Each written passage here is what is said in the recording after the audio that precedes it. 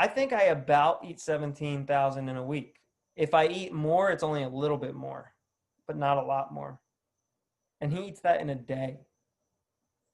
Yeah. What the fuck?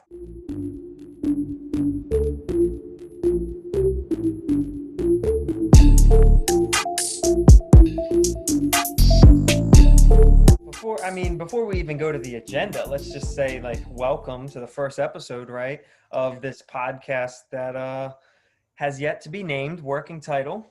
This podcast. Yes, this podcast that you guys will all uh love and enjoy if you're into health and fitness. Yeah, they'll get to meet really awesome guests like Warren Buffett and Tim Ferriss and who else? I think we have LeBron coming on next week. Yeah, that'd be I'm looking forward to it. Our topics for today, our agenda, what do we got? The first one is a question that you came up with that I really found interesting. It's what sport is the healthiest? Yes, and it'd be cool to talk about. I'd like to talk about why they're the healthiest. Should you be doing that sport? And if you are doing that sport already, what is the likelihood of you making a career in that sport as a regular person to get there? Awesome. Okay. Let's do it then. So where do you want to start? You want to go first or you, what do you think? Yeah, so well, we're going to start with what sport is the healthiest, and then we're going to talk a little bit about work-life balance and how it's going to relate to fitness or your health. And then we'll Right. finish it up with a little bit of quasi new news about two human beings that basically count for like four each. So Eddie Hall versus Thor. Yep. We'll talk about their boxing match. Yes. That's going to be very exciting. All right. So, what sport is the healthiest? I know I came at it from a certain perspective. I'm interested to hear what perspective you came at it from. So I wanted to start with classical, traditional, healthy in quotations, right? You go to the doctor and they say, you need to exercise more. They always mean cardio, always. Yeah, 100%. So in that vein, I would say that you have a few options. You have like a marathon runner, you have crew, you have cyclist. Now, because I know way too many people who have knee injuries or all sorts of injuries from marathons, and I know way too many people who have gotten in bike accidents, I'm going to say rowing and crew, according to traditional medicine, is the healthiest sport. That's an interesting one. So that didn't even come up on my radar, but just listening to you say it and thinking about like what a typical crew athlete kind of looks like and is, I think you're probably pretty right. I think that's a pretty good one. For me, the way I came at it, when you say health, now you're right. Doctors usually mean like cardio, but when I hear health, the first thing that pops into my mind is like longevity. Yep. And so a lot of times when we think of physical specimens that we think are like these super healthy athletes, most of the sports that produce those physical specimens, those sports themselves don't tend to have a lot of longevity. Think of like basketball or football or something like that. Yeah, some players can have long careers, but your body gets just destroyed doing those types of things. And a lot of them end up, like with long-term issues from it. So when I hear that and I think longevity, I started going through some of those traditional sports and then I landed on swimming because I was like, okay, that's a really, obviously there's very little impact to the joints. I mean, sure, there's certain issues that people face, but low impact. You can do it if you're a teenager or if you're 80 years old. And also at the highest levels, such as the Olympics, you have somebody like Michael Phelps, who, when you look at somebody like that, you go, okay, if I had to guess, he's probably really healthy just by looking at him. You don't know, obviously, but yeah. So that's where my mind went, was swimming. And so it's funny that we both chose a water sport, though. Yeah, low impact. Exactly. That's When I think of where I came swimmers from. too, I like them because they're not super lean. They're not Yeah. like 6% body fat. They look like just regular people. They look like you and me. They look like regular fit people. Yeah. Right, right. So I like swimming. I don't like that there's basically no leg strength involved at all.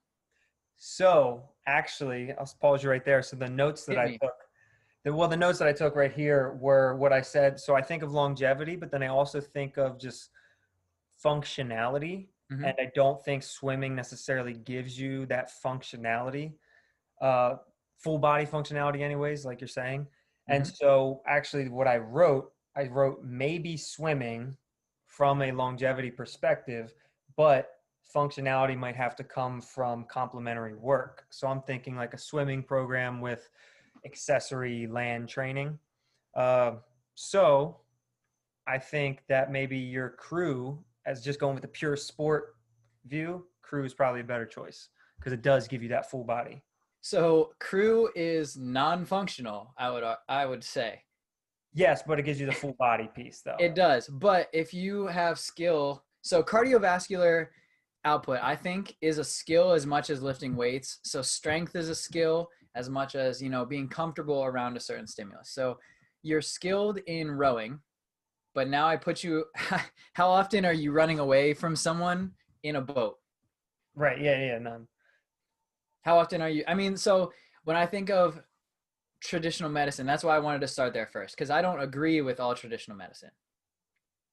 Yeah. They also I mean, say, I'm sure yeah, that's the your farm. BMI is the most important thing when you go to the doctor's office, which doesn't really matter that much. Yeah, and the pharma industry is kind of crazy and corrupt too. Just a little, just a little.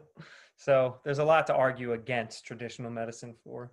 Yeah, so cardiovascular health, something like swimming, something like rowing, something low impact, even cycling, but I just think it's too dangerous because there are so many variables you can't control. Yeah. Both of those sports are also expensive. So if you're trying to live on the lowest budget, you can't like buy a boat or you can't get a pool membership. How do you work around that? So then I wanted to look at like the top sports. So you have football, soccer, basketball, baseball. I'm even going to throw hockey and golf in there because I feel like those sports are pretty popular. I considered golf as well, but I shied away from it. So purely playing those sports, I don't think are going to get you where you need to go. So yeah, that's funny. Like I said, I went with swimming and then I added the caveat of you need to do something else, like some sort of land training with it. But let's, like you're saying, look at purely the sport. I would say basketball. Upper body, lower body, there's coordination. You have cardiovascular fitness because you're running up and down the court basically the whole time. They The don't really whole time. stop. It's crazy cardio. Yeah. Like you said, the coordination piece, that's a good one to point out. So you get that aspect of it. Um, but yeah, crazy cardio. And even though there's impact, it's not as dangerous as something like football. Um, Although, knees and ankles do take a beating. Yeah. I mean, I always forget how much cardio there is because when you watch a basketball game, every person is super big. So they take like 5 steps and they're at half court. But the Yeah. court's actually pretty large. Whatever you think they're doing for like normal folks like us, it's like twice as much. At least. I Yeah. mean, they're like 7 feet tall. It's pretty wild. Yeah, I mean the contact thing is hard to quantify too because you're gonna get beat up. So football, really low lifespan for any athlete in that sport, period. And there are exceptions, Yeah. but I don't think that matters. I think you're gonna get walloped, and then there's the whole like CTE and the whole concussion piece, which comes from football. Yeah. I think it's an excellent display of athleticism, but it's not good for you. Yeah. It's definitely not good for you. I I, will say though, I've seen some of the most athletic moments in a football game ever. 100%. I don't know if I don't know if it's like fundamental to athleticism or if it's just how we've been conditioned. But for me, it's football and basketball. When you see some of those guys make some of the crazy highlight reel plays, it kind of does embody like athleticism, if you ask me. But Yeah, again, it yeah, can be how the highest skill display. I put soccer close to that top list too, but you're really limited. You can't use your upper body at all. Yeah. So you're kind of, not that you use your lower body in basketball, but any sport where you're walking around, you have to use your lower body. But I mean, watching a guy dive basically like at 2 yards, one hand catch and then pull it in and then keep running, or like another human being is trying to actually kill them and they don't die. And they do that over and over and over again. Yeah. Yeah, Football, I think if you're looking at just the sports, though, and we're looking at those traditional sports, I still like the water sports because I really do think if you have access to those things, that it's like a great way to go. But if we're not talking water sports, then I'm going to have to say basketball and soccer. Yeah, I think those are both kind of similar. yeah, baseball for me is low on the list. I played that sport for way too long and it was so boring. You could actually be obese and be a decent baseball player if you can throw and catch, which is Yeah, a shame. I for will sure. say though, like the sport is evolving just like all sports are. You can't just be like a chunky pudgy guy who knows how to hit a baseball anymore. It doesn't, that's not how it works. Yeah, yeah. I mean, yeah, like you said, all sports are evolving, but that's also a good point for football too. Obviously, you can be obese and be a great football player, depending on your Yeah, positioning. position matters a lot too, but I don't know. I just can't get behind like factory farming large people to just be a wall. It's pretty crazy. So I had the medical definition, then I had the popular sports. So then I wanted to bring up combat sports, and then I wanted to talk about specifically weightlifting sports because I feel like that's a different category too. So Okay, combat I like it. sports, you have another incredible display of athleticism. So you have boxing, and I'd say you have MMA, and then what other, like you have the Olympics, which is jujitsu, and they do karate.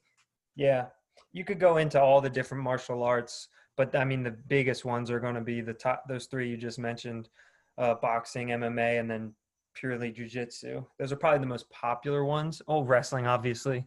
Oh yeah, wrestling. Oh my God, wrestling is a crazy sport. Yeah, that's an interesting. The combat sports. I basically knocked all of those off my list because of the fact that you're obviously going to get injured. Yeah.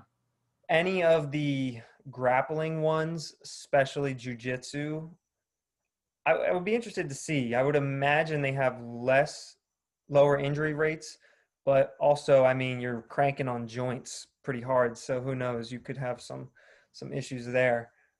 But I knocked them off the list just because you're probably going to get injured, and so I don't know how healthy you would consider that or how much longevity there is there.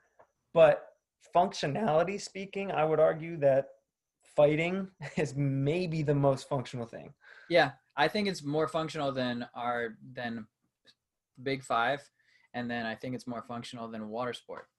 Yeah, I would say like as a human being, the most functional things you could do are probably run and then maybe fight. Like I don't know. Those sound like the top two functionality things. Yeah, something with your head too. You got to be able to problem solve, but that's a different story. Well, yeah, that's a different story.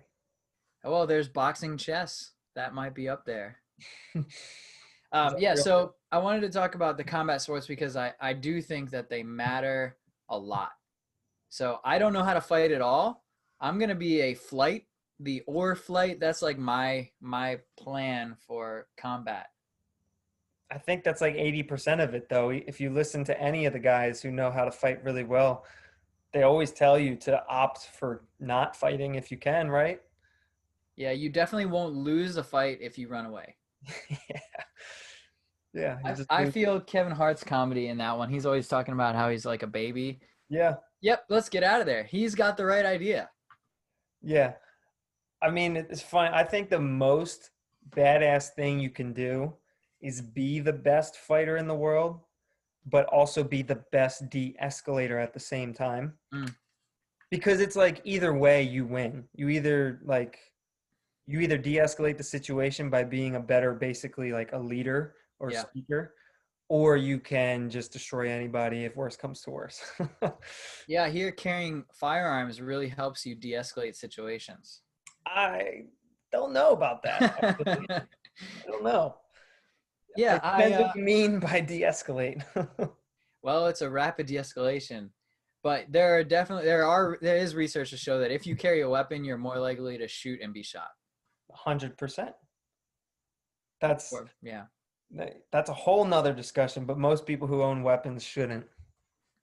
Would you call like different types of shooting a sport? Because that is massive coordination. Yeah, it's interesting. I think about this all the time, like what is a sport and what makes an athlete.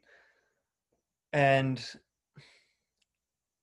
it's hard to say, right? Like it's really hard to draw that line. I think a sport is anything that you compete in. Yeah, I think that. So I've thought about this a lot, and I don't have a good definition, but there's activity or hobbies, then there's exercise, and then there's competition. So I think Mhm. for exercise, activity and exercise are different. So I think you have to be able to quantify something to call it exercise. It Yeah. is a purpose. You're going to exercise to do a specific thing for a specific time, and then you get out. You didn't So just go like to the big mall and walk around a lot. right, Like so that's a hobby, that's an activity, and those are good for you too.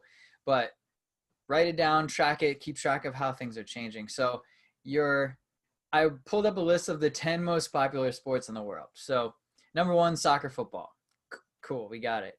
Number 2, badminton. wow, okay. So then we have field hockey, volleyball, basketball, tennis, cricket, and then table tennis, baseball, and golf. Wow.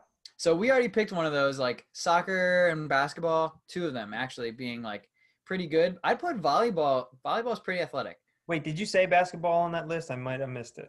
Yep, it was number 1, 2, 3, 4, 5. Okay. Just a quick So side note on that. Um, apparently, so basketball we think of oftentimes as an American sport, but it is a global sport. Specifically in China, it's yeah, unreal how many people watch basketball in China. I heard recently, I just watched this video. Yao Ming, his first game, which was somewhere in the early 2000s when he was drafted, his first game, somewhere in the realm of 3 to 400 million Chinese people tuned in to view that. That's more than the entire U.S. population. okay. So our next business venture involves Chinese basketball. Which is why there's controversy right now with the NBA not denouncing China and all that because they Yeah. don't want to because they make up their largest market. So, I saw a picture recently with Yao Ming. So it was Yao Ming and Shaq, and Yao Ming was a solid head above Shaq, and yeah, Shaq is a solid head above pretty much everybody. everyone else. Yeah. It's outrageous. But that person, okay, so Yao Ming and Shaq, they are way too big people. Like it's hard to sustain a healthy frame when you're a giant.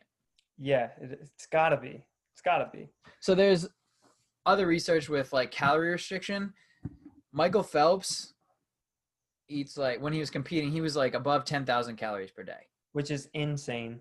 Yeah. Well, half of it's thermodynamics. You're sitting in 50-degree water alone just to replenish that heat. So you have the top 10 most popular sports, and then I pulled up the list of the highest paid athletes. And soccer and basketball were actually like the most common ones that came up. I would think. But who do you think is the highest paid athlete right now? Who do I think is the highest paid athlete right now? That's a good question because And this might be a dated list. it might be, but like it's not really going to matter because my Yeah. knowledge of athletes is like only the mega stars that you really know. So give me a sport, and I'll tell you if you're right or wrong. I'm just going to give you an athlete. I'm going to say, I hope I'm not mixing these two up. I'm going to say, damn, I don't even know if he still plays the sport anymore. I was going to say Ronaldo, Cristiano Ronaldo. He is number 2. Oh, okay. Awesome. Yeah. So Messi is number 3. So you have soccer, 3 through 3. 1, 2, 3. Now, Wait, who's number one? Number 1 is Roger Federer. Okay. He's the tennis player. Yeah. So out of all the tennis players I know, that's it. Yeah. I mean, maybe I could probably pull up a couple other guys. if I had to. He's the only guy I know. I could obviously say the Williams sisters, but Yeah, so I would say tennis is a fantastic sport for health. it seems like it, right? Yeah. So again, the injuries are similar to basketball because of the change Yeah. of direction and the tight course of play. I imagine there's more shoulder stuff, maybe like with similar to baseball. That's the same thing with swimming. So out of the big ones and the highest paid ones, I think I'm gonna stick to my guns here. And like, if we had to pick one of the top five, I think basketball. I'm gonna put basketball above soccer. As far as health. Yep. Hmm. It's hard for me to say on that one. I do know a decent amount of adults who play basketball or don't play anymore because they played as adults and tore their ACL and snapped their Achilles. Yeah, exactly. And that seems, I also know a decent amount of adults who, for whatever reason, think it's a good idea to still play in competitive leagues and they play soccer and mess up their hamstrings all the time. But Yeah, I'd rather mess up my hamstring than my Achilles. yeah, I'm gonna go with hamstring on that one. But I guess if you continuously play basketball, it's not gonna be like one day you snap your Achilles because that happens when you exercise and don't exercise and don't exercise and don't. I don't know. I remember, I believe it was Kobe Bryant had like an Achilles. He like tore his Achilles in a game doing something. It's hard for me to believe that he like stopped exercising at some point, That's true. which like maybe he did, but I doubt it. It's Kobe Bryant. Well, actually, Shaq, I saw Shaq. Was it Shaq and LeBron together? And Shaq basically said, like, I didn't, as soon as the season ended, I didn't do a damn thing. And then when we came back, I let you do all the hard work, and I was just the big man. I believe Shaq saying that. Yeah, he put all the pressure on his teammates when he was on the Lakers. But he was the big man. And He's he's a legend. First of all, he's probably my favorite basketball personality of all time, but he's also, I mean, he is one of the greatest players, like one of the most dominant players to ever play it because he was unstoppable. So he's an interesting character because he was in that show Shaq Versus, Yeah. and he did pretty well in all of the episode, like all 10 episodes that they shot and put out. Dude, he's one of the goats as far as just like pure entertainer goes because he's got it all. He's got the athletic abilities, he's got the accolades, he's got the personality. He's good. So are we saying basketball or are we saying soccer? I would lean, I mean, I know more about basketball than I do soccer, but I would lean towards soccer just because you're on a softer surface, so that would probably help your joints a bit. And I mean, I know they do all those dives where they like kick each other and stuff, so I don't know about that. But Slide tackling. yeah, that's what it's called, slide tackling. But I don't know, I feel like that's maybe a little more, like we said about the Achilles, there's less instances of that. So maybe that's a little more sustainable. I feel like it's a tie right now. It's really close. Yeah. So are we going to say basketball and soccer as one item or water sport like swimming or rowing? What's going to make you a better all-around human being?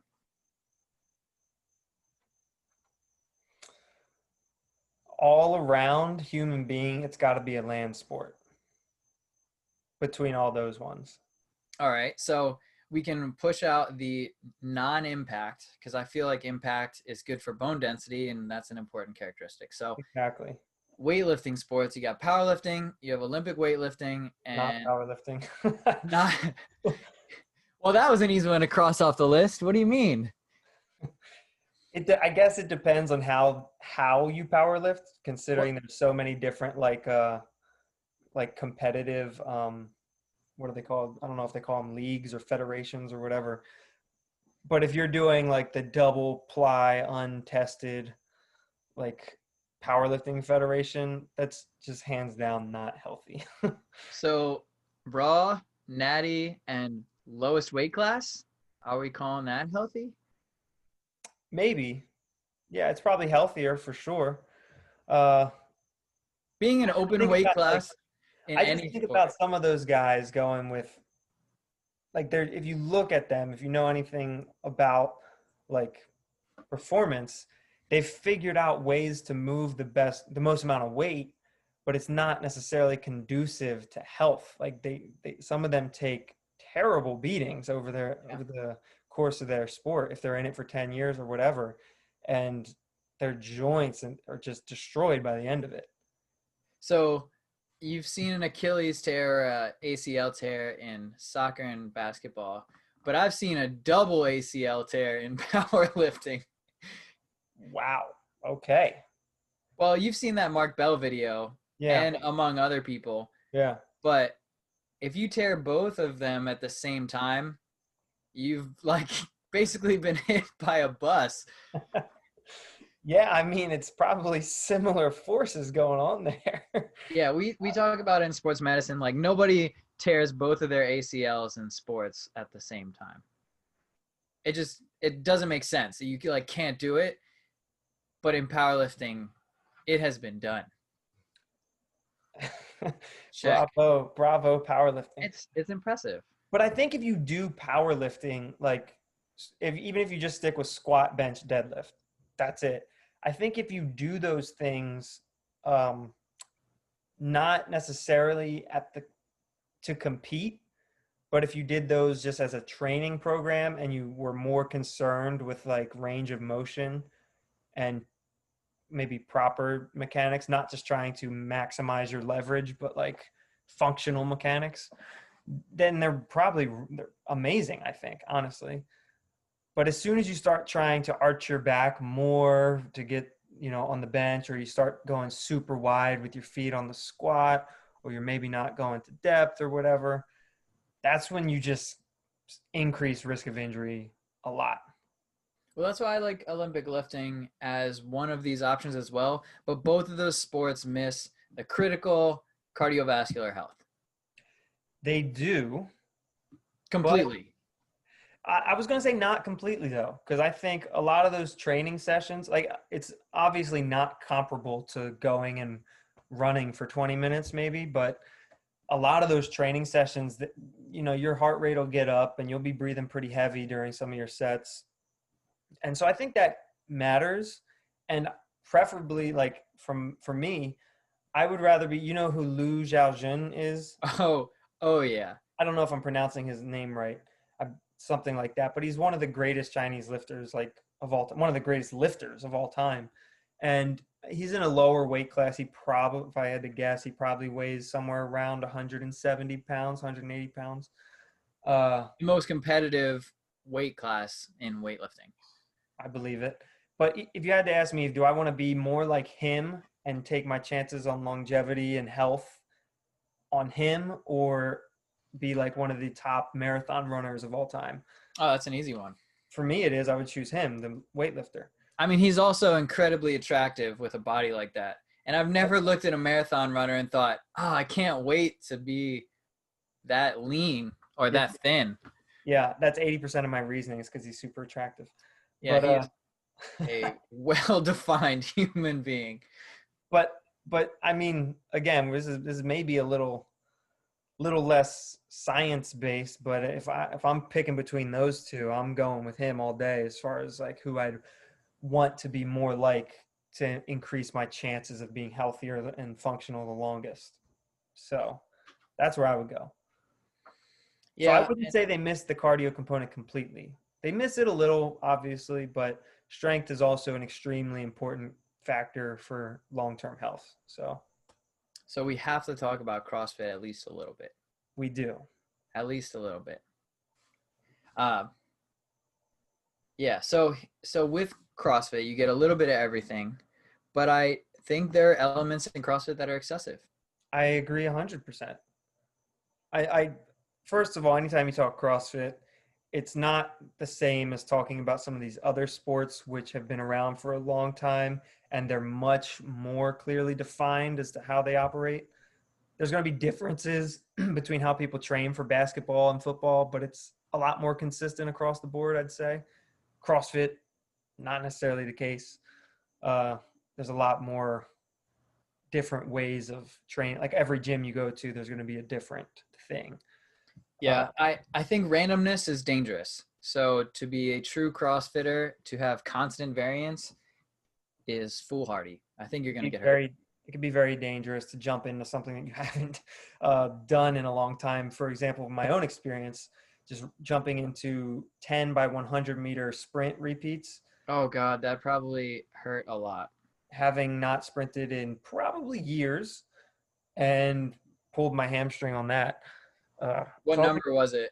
number six, and I heard the sound. I've never heard that before. It was crazy. I thought something was really wrong, but it was just pretty wrong. You know, just like, yeah, you have a couple hamstrings. It's fine. You have a couple different muscles. But yeah, no, I agree. Randomness is a little much, I think. But then on the flip side of that, like repeating, thinking that they're being random by doing different types of squatting and doing it every day. That'll beat up your knees and your hips for sure. Yeah, and I think to do traditional CrossFit means everyone does everything. So everybody's doing a variation of a snatch. Everyone's doing a variation of an overhead squat. So like the 9 foundational CrossFit moves or whatever, I think that's a gross understatement of the variance in movement, because it's all centered around the barbell. Yeah. Or centered around weightlifting, period. But their definition of fitness is cool, but that means everyone else could follow along. So I have seen people who are good at CrossFit and they're terrible at sports.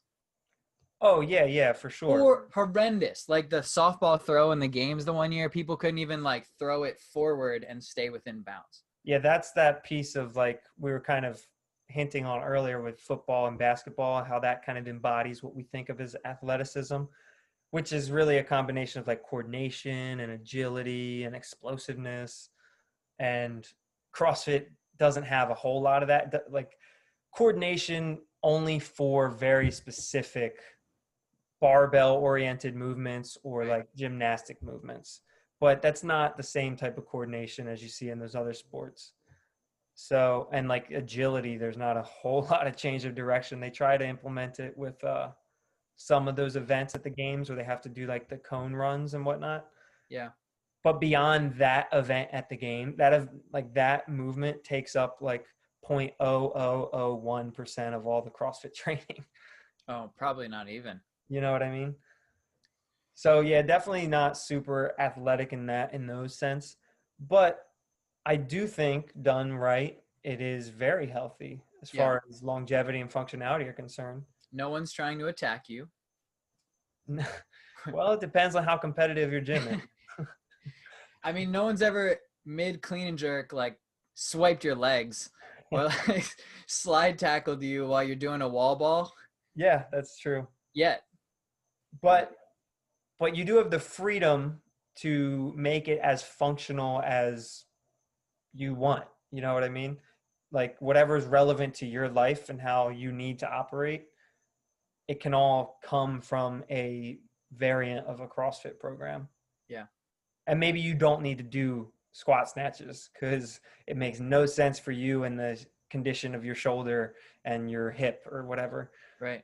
But you can do something else. You know?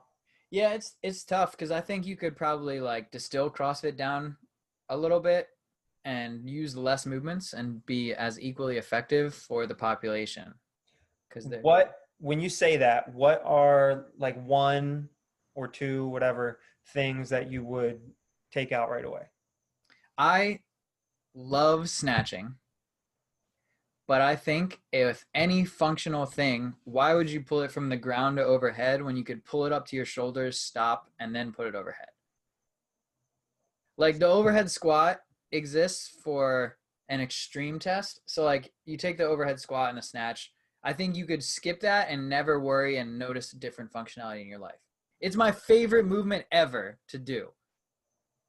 It's so much like flexibility and strength and dynamic movement and speed and power. And like, if I had to only do one exercise forever, I would do a snatch because that's fun for me, but it's not functional or it's not as required for the entire It's ever. not applicable, maybe. Yeah, It applicable. That's a better word. doesn't make practical sense in real life scenarios for sure. Yeah, Because I mean, I don't snatch my dishes to the top shelf, no. but I do pick them up to my shoulder and press them. You know, I don't just like keep whipping them back up. So like I'd get rid of that, and I think everyone on the entire planet should be able to do one pull up. I I think think that's a that's great metric. like health. That should be one of the pieces of like a total health characteristic, because that means if you're light enough to do a pull up or you're strong enough to do a pull up, Yeah, both are good. both are good. I would say I agree with you, like we just said about the snatch not being really practical, but it is a great like screening tool, like you Oh, mentioned. no doubt about it. And I would say that a screening tool like the FMS doesn't make for good exercise. No, doesn't.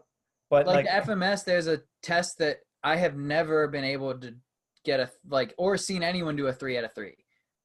is It's it the one? the Yeah, the same arm and leg. You're in a quadruped yeah, yeah, stance. You yeah, lift your right arm and your right leg. You just fall over. It's impossible yeah. unless you have hips that are like this big. Maybe. Listen, I want someone to show me that it can be done. The one thing I would take out, and I actually like this movement. I don't love it, but I don't mind it either. But I would take it out is the butterfly pull up. That's the one I would take out. Yep, it is not. I feel you. I feel you on that one. Which of those athletes has the longest career? You could do any of those things long term, but probably, I don't know. I don't want to be biased here, but I was going to say CrossFit. Yeah, yeah. If We're you de- we're definitely biased. super biased, but I feel like it's either that or one of the water sports, I would think. Because if you, Yep. as you said, act your age with both of those things, not only are you not going to get hurt, but you're also going to have an incredible like workout as well. Yeah, I think rowing and swimming would just get too boring because there's only one thing that happens. You could argue like, oh, okay, you do butterfly, breaststroke, but you go from one end of the pool to the other and back. Dude, some people love it, man. I don't I know. get it. And I'm good at swimming from the middle of the pool to the side, and that's fine. That's enough for me. Yeah. Yeah. So probably CrossFit. Yeah. Yeah, I would say that I could probably get into basketball. You convince me. Oh, I love it. I love the basketball idea, but I think you have to, like you said, act your age, and then as soon as you do that, you start to lose the value of the whole exercise thing once you get old enough. Well, Whereas, whereas with CrossFit, you could still act your age and get an incredibly intense workout. But healthiest sport, I think we've nailed it. It's one of those. done. Done. Work-life balance. Topic number 2 here, work-life balance. All right. So work-life balance. This is an interesting topic just in general because most people aren't professional athletes. They can't just dedicate their entire life to health and fitness. So we got to work. We got to figure out how to make it all balance. Before I was asking you about which perspective you want to go about it from. Do we want to talk about work-life balance overall or work-life balance as it pertains to health and fitness? I think we can maybe touch on both. I don't think it's too crazy. So where shall we start? I think work-life balance is a myth. Okay, this is an interesting topic that I didn't think of, but I like it. So I think what you're getting at is the idea of balance is not necessarily, it doesn't have to mean 50-50. Yep. It can Yep. mean 70-30, it can mean 80-20, 90-10, whatever. I think that's a pretty important thing. So what do you think on that? So if you want to be the best, you have to give up a lot of stuff. You have to sacrifice, Yeah. right? So if you want to be good, at least in phases, I think you need to, whatever good is for anything, you have to pick something and focus on it more than everything else in your life. So that could mean one day I want to focus on improving my body composition. So that means my marriage and my work, I'm going to pay a little less attention to, because I know at the end of the day, it'll make me better at those two other things. Yeah. So just like you would periodize training in any athletic event, you should periodize your work-life balance so that you can focus more deeply on individual topics. I You agree. can't ever go zero, like 100 and zero. Nothing could ever hit zero, because then you're making too many sacrifices, and that could be good for one thing, but not good for you as a human being. Yeah, I mean, you can hit zero sometimes if you want, take a week off from something, you know? Sure, but I mean, I guess I'm thinking longer term, but I don't think you should ever hit zero. A week off of exercise, you still need to walk around. Fair A enough. week of laying in bed, that's probably a bad idea. Fair enough. I agree that, like I was saying before, when we talk about balance, you have to address what that even means, because it doesn't have to be 50-50. It can be whatever that percentage is. And if we're talking just about health for a moment, or like an exercise program, Mm-hmm. you need to fit it into your life somehow. Some people might hate exercise, but they just know they have to do it to be healthy. And so they just basically want to do the bare minimum that is acceptable. And so that might look like a 95 everything else and Yep. 5% exercise. Some people might not only enjoy exercise, but it's maybe part of their sport, or it's just like a almost a meditative thing, Or like they part of just, their job. or part of their job, or a social thing, or whatever. And so maybe their ideal balance, if they're doing 95-5, they feel like something's wrong, Mm-hmm. and they need to do more like 75-25 or whatever it might be. Or if it's their job, like you said, it might be like 50-50, you know? So yeah, identifying what the balance is for each topic in your life, each area of your life, that makes you feel like you are progressing the way you want to progress, and getting like the fulfillment or the purpose out of whatever that is, whether it's a job or a relationship or an exercise program. You got to figure out what that balance is for you. Yeah. So, Ty, I want you to imagine you I'm are imagining. you're polyamorous. Oh God, I'm not, but let's keep We're going. imagining you have 3 wives. Wait, whoa. I don't like this already. This is a little homophobic. All right, you have 3 husbands. I don't like that either. Let's say 2 wives and 1 husband. Why only one husband? All right, fine. You have four significant others. You have 2 husbands and 2 wives. So if you only spend, so you take a day, divide it into 4, that's 6 hours. 2 of those hours for each one is going to be sleeping.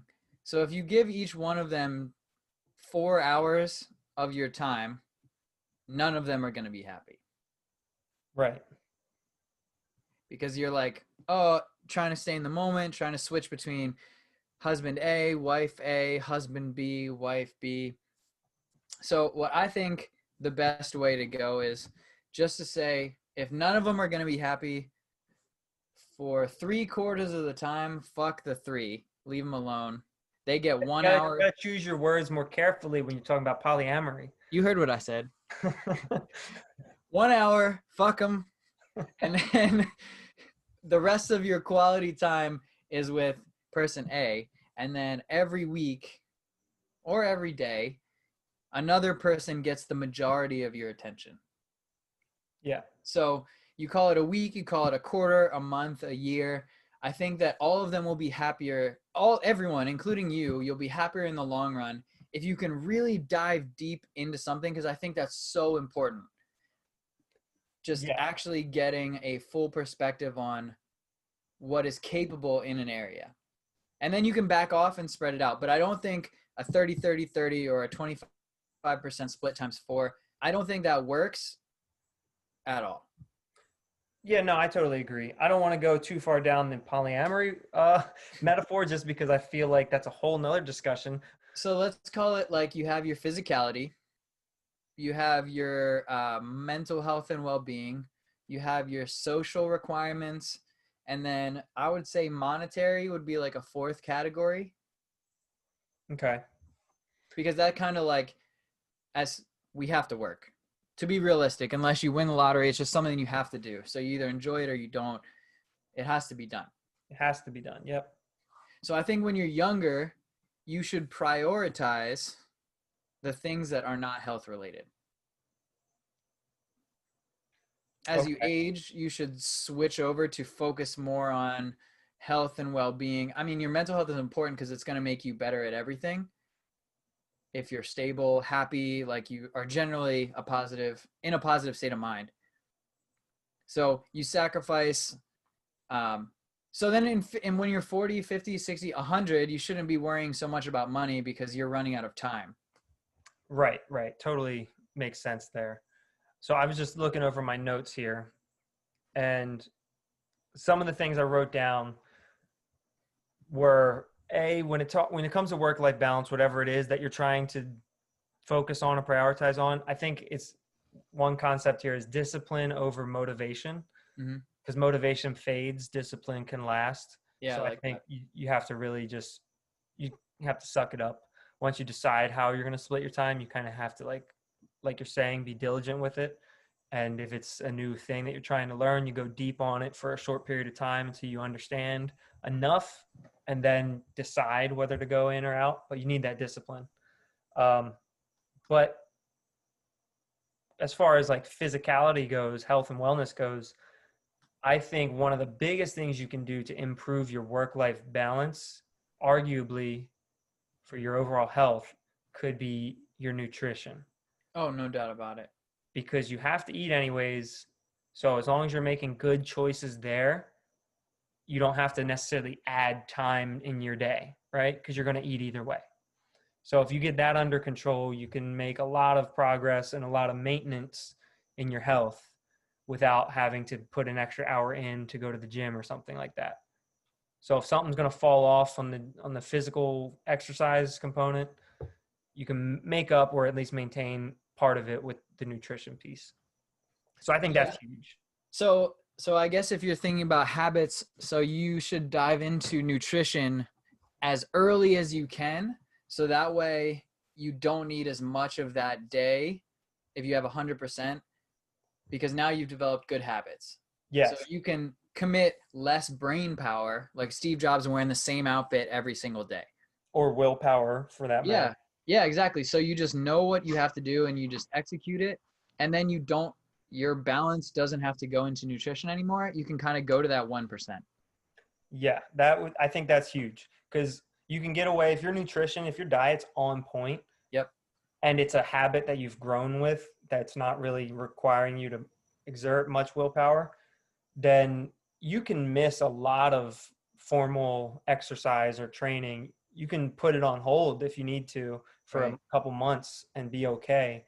Maybe you just go for like a walk once a day, or you do like a jog, or you don't need to do anything extensive if you have that nutrition under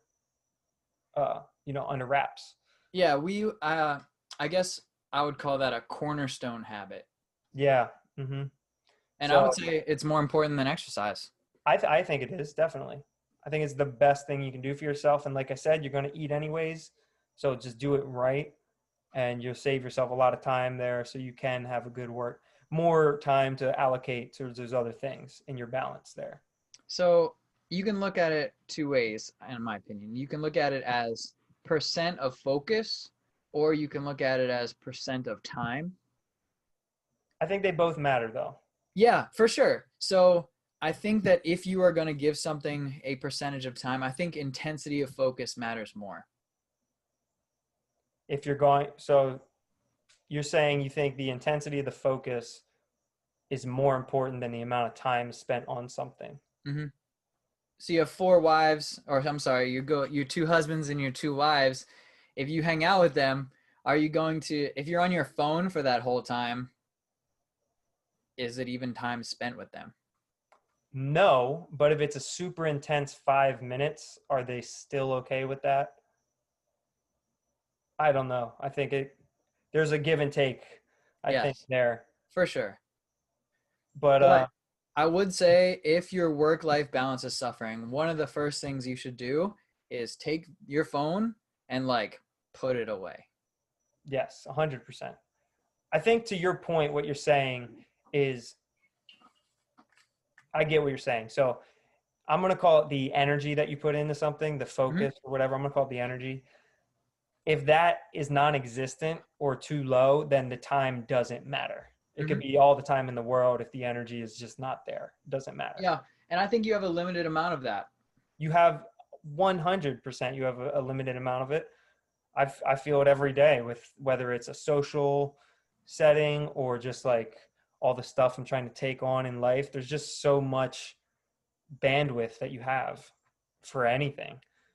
So the more you're spending in one area, the less you can spend in another area.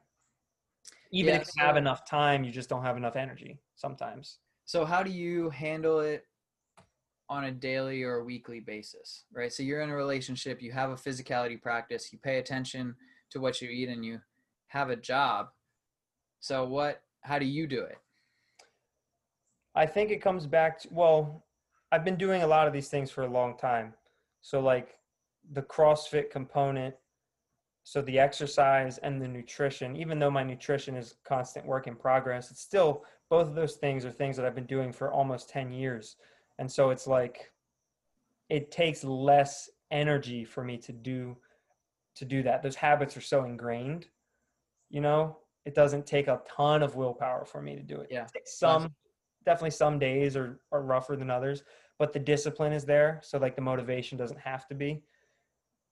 On the flip side of that, also, I get a ton of positive energy, and it's like a meditation for me to go to the gym. It's a stress relief. So if I'm feeling super stressed, even if I feel like I don't have time in the day, if I go to the gym, it like almost rejuvenates me just because I personally love it.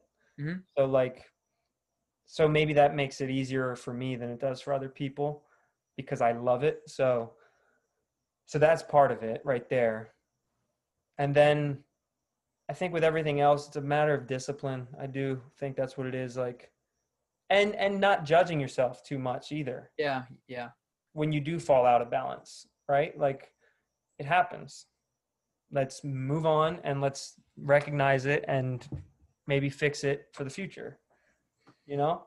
Yeah. And something that I struggle with is trying to pick one of those things because I like doing everything. I like mental health work. I like diving deep into my relationships with my friends and my significant other. I like exercising a lot. And then I like my job. I'm one of those people that I'm very fortunate to have a career that I'm interested in. So I want to succeed in all of them. So, I mean, the goal is always work less, spend more time on your relationships, but it takes time to do that. So I guess when I first started at my job, you sit down and you have that conversation with yourself and with the people around you, like, hey, for the next couple months, I'm diving into work and it's not going to probably be the best thing for you and me. It's going to be a short-term thing, and then we'll reassess at the end of the quarter. So I think those types of conversations, even if it's with you and yourself, are extremely important to have. Yes. And it's similar to a conversation we had just about this podcast in general, but the concept of reassessing, like just instead of making the first goal you set is the one and only goal, like Right. let's reassess in a reasonable amount of time and see where you're at, like you just said. So if you're spending, maybe your goal for the quarter is like you've been really unhealthy for the past 10 years and now you really need to go hard in order to get your exercise and your Yep. diet in order. And so it's going to take away from some of those other aspects of your life, but that doesn't mean that that's how it always has to be. Yep. And if you reassess and you're not hitting or changing your goals, it's important to see that and not like regret your effort, but you realize that you have to attack it differently. Yep. Or if after those 3 months is over, you just go right back to where you were, that's not effective either. Even if you did hit your results, like a fast diet, or like, you lose 30 pounds in 30 days, and then in 30 more days, you like are up 5 from where you started. Right. That's where another point that I wrote down here in my notes was as far as pertaining to health and fitness. So we said nutrition being like a fundamental thing you can do, Yeah. but then also just maybe even a step back from that would be just making your lifestyle more conducive to like a healthy lifestyle, you Yeah. know? If your lifestyle is centered around, and I'm not saying this is wrong, but if it's centered around eating junk food and playing video games, and like that's kind of how you identify yourself, it's going to be really hard for you to find a balance that maintains that health long term if you don't try and fundamentally change some things in your life, you know? Yeah. So I think making the overall lifestyle just more conducive, finding things that you like that can check off like the relationship piece and the health piece together. Like maybe you Mhm. really like going on hikes together. Yeah. Check off two things right there, you Yep. know, So and that make, limits that bandwidth usage to be more effective. yeah, more efficient with how you're using it. Exactly. So I don't know, just trying to figure out ways where you can make your lifestyle healthier overall that still satisfy those things that you enjoy. So Yeah. I like thinking that sacrificing some things today will affect me better later because I like hustling a little bit. So it's good to think that it's short term, but you have to realize that it can be too much for too long. And yeah, that's true with exercise, and that's true with nutrition, and it's true with like if I meditated for like 6 hours a day, maybe my headspace would be great, but I have to use it. yeah, I agree. So that's a good point. So yeah, I think there's a couple of things that we took out of this work-life balance thing was A, what does that balance even mean? Is it 50-50? Is it 60-40? What is it? Figure it out. It's going to be different for all the different aspects of your life. We said that it's important to dive in on certain things for brief periods and then reassess as you go. Yep. And then I also think we said if you can find ways to be more efficient, finding things that check off multiple boxes. Is there anything that you feel drastically hurts your work-life balance? Work. Damn it. It's a two-word thing, work-life balance. Work is 4 letters, life is 4 letters. It's perfect. Yeah. All right, so let's talk about this fight. So we got Thor versus Eddie Hall Thor. next September, I believe, September 2021. The contract has been signed. Yeah, it was signed like pretty quickly, if I recall.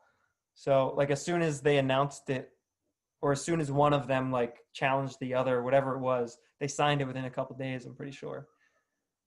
Now, have you? All right. First of all, who are you rooting for? Who do you want to win? Who do you think is going to win?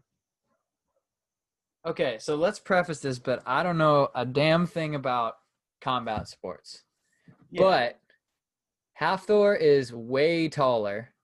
And if they're boxing, his reach is probably way longer. And I'm pretty sure that gives you a big advantage, as well as being, wait, I have the data here. He's basically 100 pounds heavier.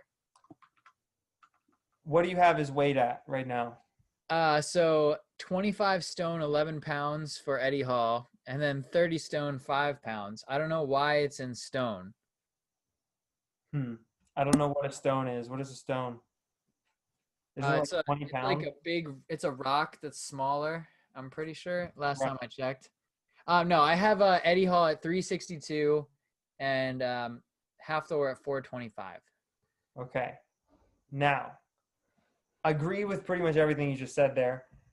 But just today, or maybe it was yesterday, I believe it was yesterday, Half Thor posted a photo on Instagram and he's down about 80 pounds. He lost 80 pounds. Okay, listen. He lost 80 pounds and now he weighs 375. So he was 455. With abs, he had abs. So at 455, you mean? Yeah. Yeah, you could see his abs. But that's what I was just about to get to. Was now at 375. The picture that he posted of himself, dude, like he looks so good at 375 pounds.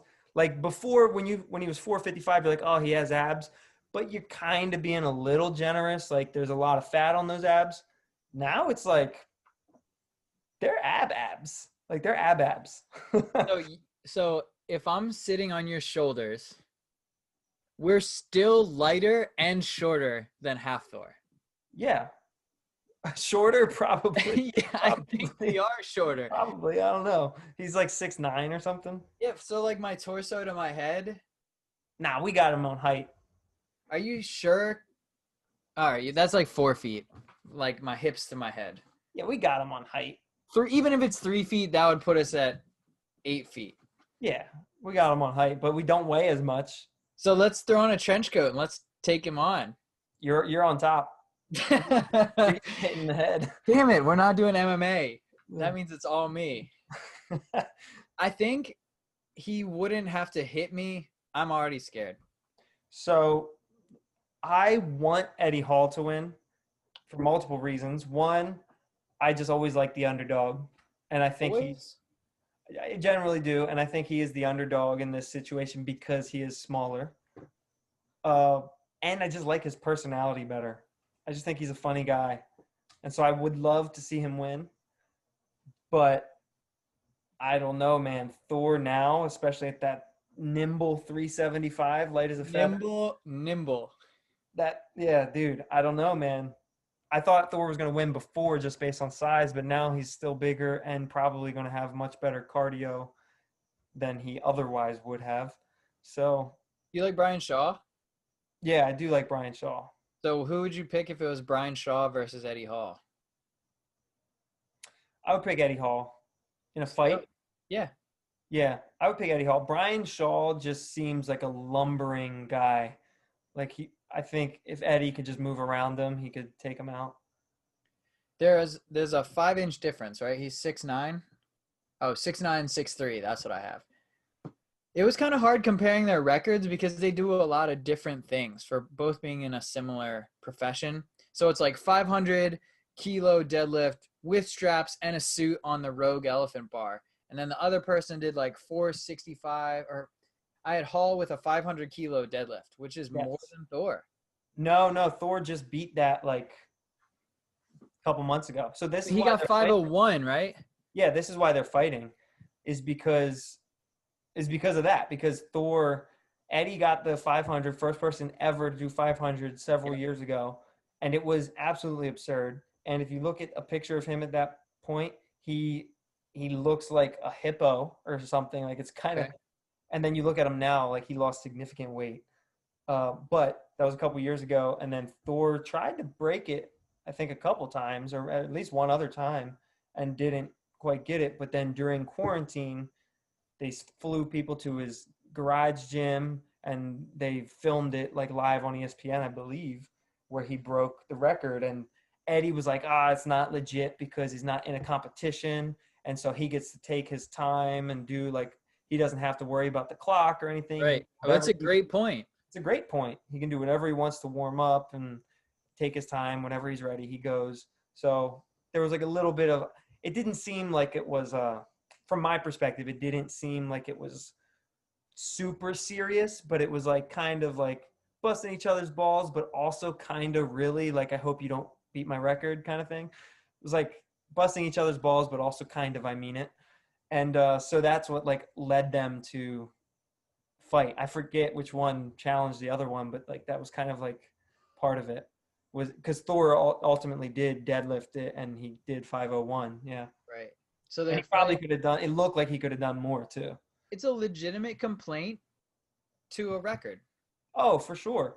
But then if you go back further to the World's Strongest Man, I think 2017, when Eddie Hall won, it was between Eddie and Thor, and Thor got no rep on this one. I think it's called a Viking press. They have it's like these two bars that are connected to a lever that has like a car on it or something.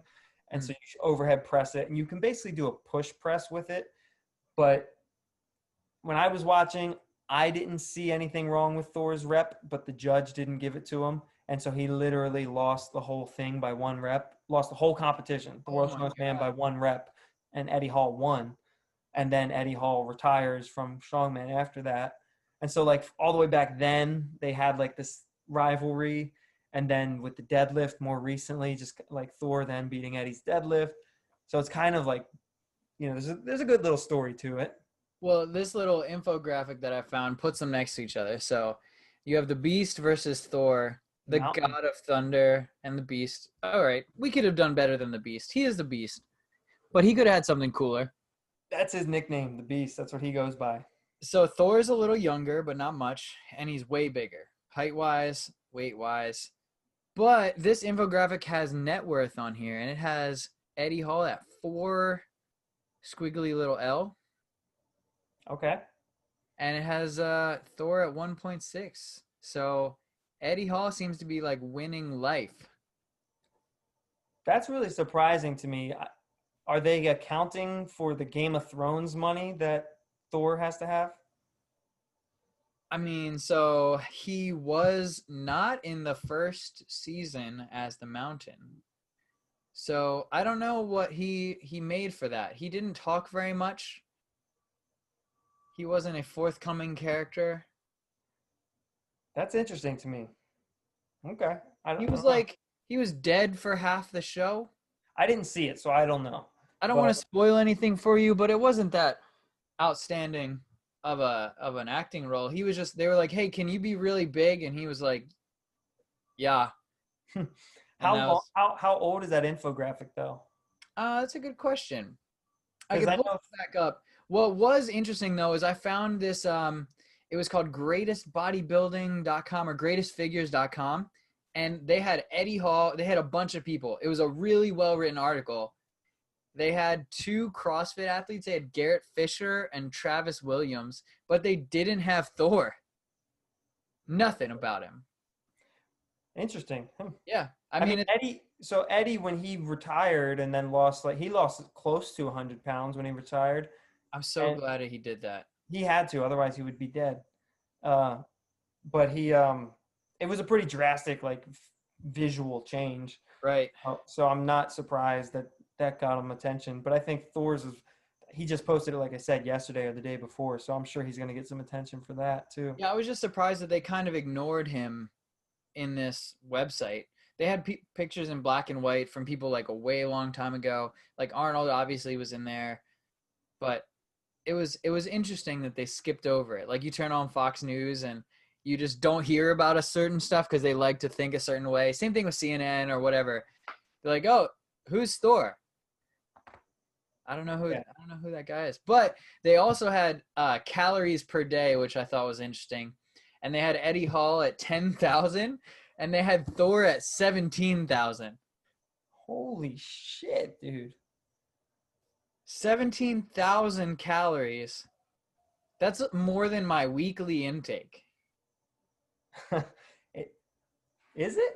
Yeah, I guess it almost is. If you call it 2,000 times 7, right, or whatever, 2,000 times 5. I don't need 2,000 calories a day, which is another problem we should talk about at some point. But yeah, I don't need 17,000 calories in a week. I think I about eat 17,000 in a week. If I eat more, it's only a little bit more, but not a lot more. And he eats that in a day. Yeah. What the fuck, dude? Okay, so like you work hard to maintain a weight and you have like my 500-pound life, and those people seemingly don't eat that much, in my opinion. Seemingly, yeah. They just eat garbage consistently over time. Yeah, it's the quality of the food does start to play a factor, and Yeah. then their lifestyles also like some of them like literally just lay in bed all day every day. Yeah. And you can't move. But I think this is what I imagine this fight. You ever see that movie what was it? Real Steel with Hugh Jackman? It's gonna It was be just like that. Rock'em Sock'em Robots.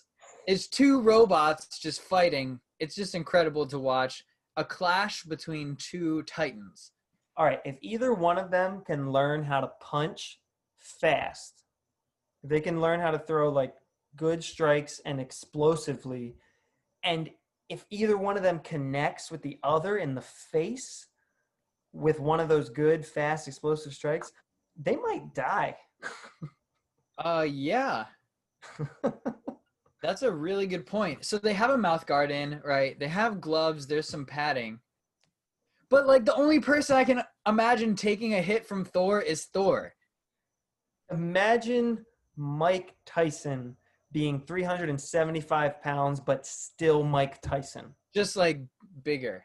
Yeah. You just Let's scale it slide up. a scale up, and the ratio is the same. But if he can maintain that ability, the striking ability, He could punch through a steel beam. maybe. I have seen these guys bend rebar pretty easily. Oh yeah, that's a joke to them.